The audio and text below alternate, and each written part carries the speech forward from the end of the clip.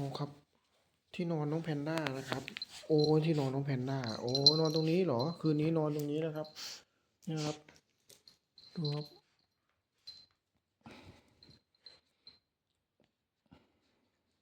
ตี 5 ครึ่งแล้วนะ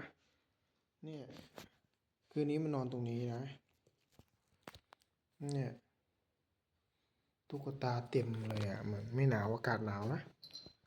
หึโอ้ยนอนเนี่ยทำอะไรครับหึ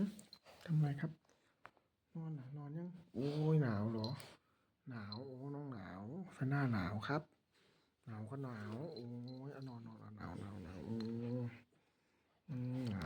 ก็นอนสิหนาวก็นอนสินอนที่หนาวก็นอนที่นี่ตัดขนยาวแล้วเนี่ยเราไปตัดเนี่ยขนเนี่ยเป็นไกรตัดเอา